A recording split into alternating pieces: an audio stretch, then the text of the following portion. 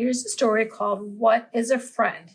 You're welcome to color it, or you can do whatever you want with the story because this is yours to keep that you can revisit over and over. What is a friend? Friends share with each other. Isn't that great? Friends help each other.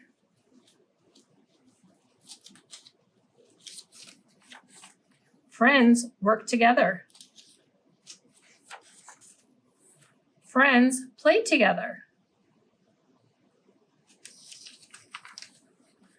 I am a good friend. What can you do with a friend? Then we have a sheet here. It's called friendship. You can try to work on this yourself or with an adult. It says, what does it mean to be a good friend? And you can just write some ideas, or you can write a story, or you can tell an adult the story and they can write it down for you.